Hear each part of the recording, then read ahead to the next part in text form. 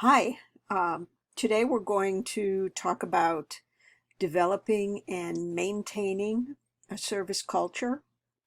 And I hope you had a chance to read the article I asked you to read on Disney, customer service the Disney way. So we can look at uh, their three main points. The first one is be show ready. And that means having your business, the facility, ready for customers before they walk in the door. Disney is famous for picking up trash, um, for having the parks to be absolutely pristine. And I'm sure as with the COVID-19, they have even more protocols in place. Uh, Imagine, and perhaps this has happened to you. I know it's certainly happened to me. You go into a restaurant and you ask a server, well, what are today's specials? And that server says, oh, gee, I don't know. Let me check. Now, that server wasn't show ready. Was it his or her fault because they didn't ask, or was it management's fault because they don't have a pre-shift meeting where everyone is told what the specials are, if there's something you are supposed to sell, upsell. Uh, but at any rate, that's part of show ready in terms of having your people ready, having them knowledgeable, and also having your facility ready for guests. Um, a friend of mine who's been traveling said that when they checked into a hotel, when they went to their room, it actually had tape across the door indicating that it had been cleaned and sanitized since the previous occupant. And I know this is based on COVID, but it'll be interesting to see if that's something that continues once the virus is more contained. Make every customer feel important. And in the article, the author talked about that Disney actively seeks out contact with guests. The employees are instructed to do this. And it's kind of even the 10-5 rule. Within 10 feet of a customer, you should look at them. Within 5 feet of a customer, you should speak to them first. Hi, how's your day? Is there anything I can help you with? Disney also does things like if it's someone's birthday, they get a special name tag. If it's their first visit to the park, they get a special name tag. And every Disney employee knows what that means. And they're good about acknowledging that person, their special day or their first visit to the park, whatever it may be. Provide communications training, and this is absolutely an essential component of good customer service. And as we now know, good customer service creates to a good overall customer experience. Um, Communicate with guests, train staff to know the business. Another Disney thing that Disney is famous for is everyone knows or knows how to find out the answers to the most frequently asked questions. So if someone is sweeping up trash and you say, where's the nearest men's room? That person not only knows where it is, they can actually walk you to it. Or things like, it's kind of a famous, what time is the 8 o'clock parade? That it's a famous joke about what guests ask Disney employees. Well, the 8 o'clock parade's at 8 o'clock, but here's the best place for you to stand and to get the best view. Um, Also, again, in restaurants, if you've ever asked a server, well, what's that particular kind of fish? What's halibut like? I've never had it before. And the server says, I have no idea. I've never tasted it. Um, that server can't sell something that they don't know about. So all of these have, even though it's something that Disney does, it's something that every hospitality business should do. Be show ready, make every customer feel important, and provide communications training. So, how do we develop and maintain a service culture? In hospitality, there is a direct link between the following: internal marketing, service quality, customer satisfaction, customer loyalty, profits. So that's a hierarchy, straight line. Internal marketing begets service quality, which leads to customer satisfaction, which leads to customer loyalty, which leads to profits.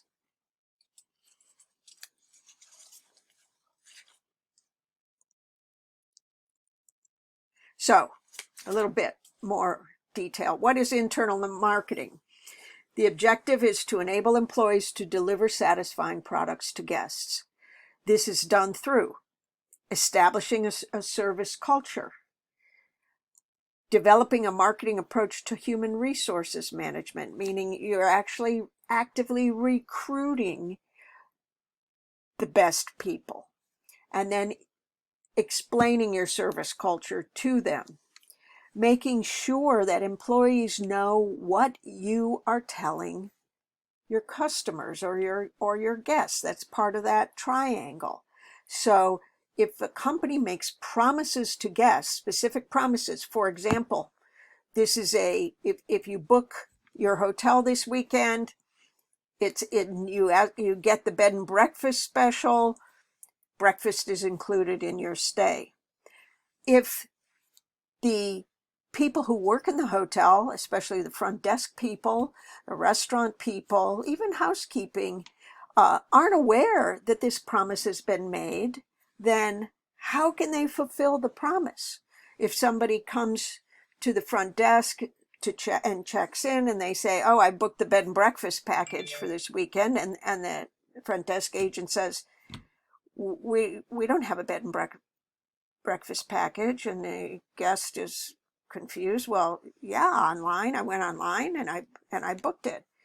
And then the guest ends up having to show on his or her phone the marketing that they responded to that the customer service employee has never been made aware of. Implementing a recognition and reward program. So this is all part of getting, training, communicating with, and keeping the best kind of employees for your business. Establishing a service culture.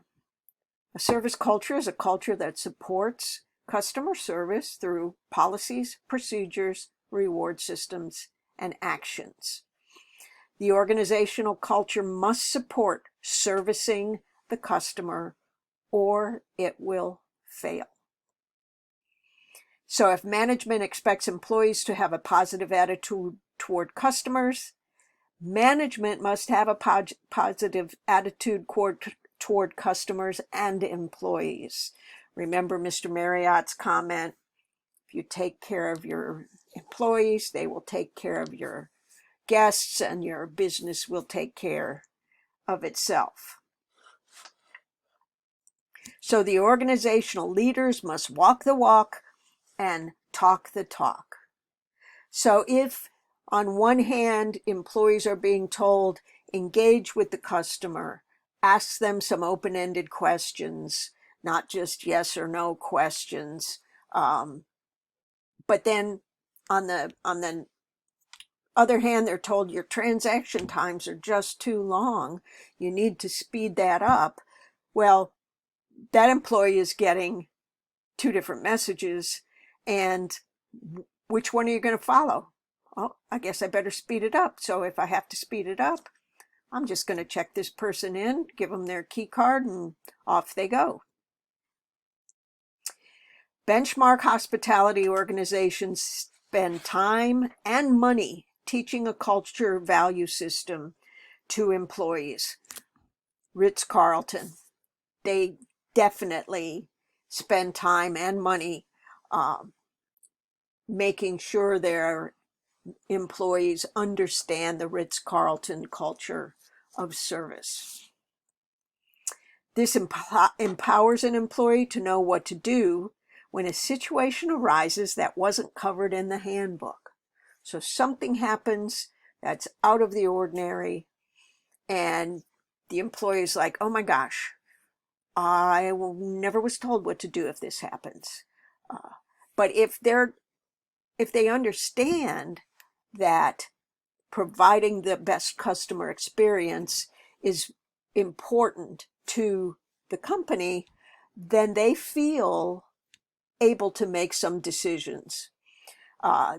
They will do what serves the customer and stay true to the service culture, which is part of what Disney calls guestology, and as we talked about, the Ritz-Carlton credo. So the importance of empowerment. This is absolutely crucial. Empowerment is the act of giving employees the authority to identify and solve guest problems or complaints on the spot, and to make improvements in the work processes when necessary. So management is trusting that employees have been trained and have kind of learned the service culture so that they are making the best possible decisions for the guest. Benefits of employee empowerment: more responsive service, fast handling of complaints. You know, if you've ever, especially on telephone, this past summer, I had a long 3-month conversation with a company regarding travel insurance for a trip that had been canceled, not by me, but by the trip provider, and trying to get a refund on the travel insurance. I kept getting, oh, I can't help you. Let me find someone who can, then someone who can, then, oh, you can talk to the supervisor, then, oh, the supervisor doesn't have time to talk to you right now. It was honestly the most frustrating customer service encounter I had ever had. And I emailed the travel company and said, you need to find another travel insurance carrier because this was ridiculous. Anyway, so if you don't have to constantly check with the supervisor, things can get handled quickly. Then you have more customer satisfaction, more repeat business, motivated staff, lower turnover. Staff is happy. They feel like they can make decisions without getting into trouble, which means lower turnover leads to lower labor cost, and all of that leads to increased profits. No hospitality business can survive with an entirely new set of guests or customers every day. You must have people who come back to you. And these people also, one of the things we'll talk about a little later is this concept of brand ambassadors. Happy customers are unpaid employees. They're telling other people about the good experience they had. And in today's world of technology and social media, you know, you get flamed on Yelp or on TripAdvisor.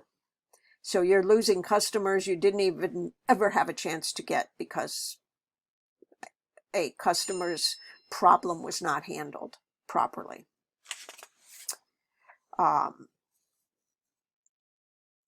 This is a YouTube link that is also posted on Blackboard on employee empowerment.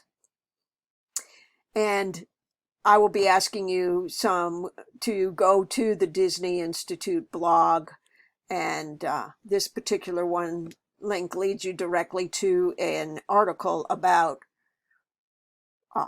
employee empowerment. Develop a marketing approach to HR management. What does that mean? Using marketing techniques to attract and retain committed employees. Ritz-Carlton has when they're getting ready to open a new property, and they have management on premises, and they're still hiring. Management have cards they're called that they carry with them. I like your style cards. And when they are out in the community where this new property is going to be open, whether it be at a Starbucks or it's at a restaurant or it's a cab driver or a tour operator, if they see a person who fits the Ritz-Carlton mold, they hand out these cards that say, I like your style, and then we're opening a new property in the area with a website. I encourage you to apply because I think, you're Ritz-Carlton material. So that's kind of an interesting way to market your jobs.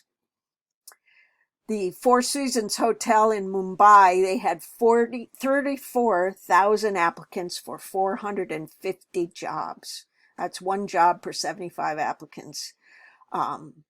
Because Four Seasons is considered to be also a high-end, service-oriented hotel that also does take care of its employees.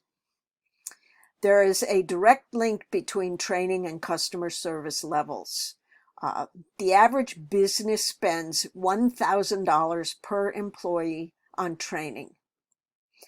Public supermarkets, which is consistently in the top 20 companies for customer service, not grocery companies, but companies, spends an average of $3,000 per employee on training before that employee even starts to pull a shift. So that's some evidence of training leads to good customer service, leads to repeat business. This is, again, a link to a website on the Four Seasons service culture, and basically it's kind of like their mission statement on what they try to provide. Disseminate marketing information to employees. So many mechanisms can be used to keep all employees informed about new company objectives and strategies. And obviously, if you have a small company with a dozen employees, those can be face-to-face meetings. But if, for example, you manage a Fairfield Inn and there are hundreds, if not thousands, of Fairfield Inns, and they have a new marketing strategy, that information has to be disseminated in a more efficient way. Southwest Airlines is noted for having a blog which is geared toward employees and toward customers. So employees can go there to learn things about what the company has to offer, and customers can as well. And that's part of, as we'll talk about, building your brand. Many companies exclude customer contact employees from communications regarding promotional campaigns that is only management information. That just doesn't even make sense. What could happen if customer contact employees are unaware of promotional campaigns? And I gave an example of the bed and breakfast offer at a hotel that front desk staff were unaware of, but customers had booked. Implementation of a reward and recognition program. Employees must feel valued in order to be motivated to achieve the goals of the organization.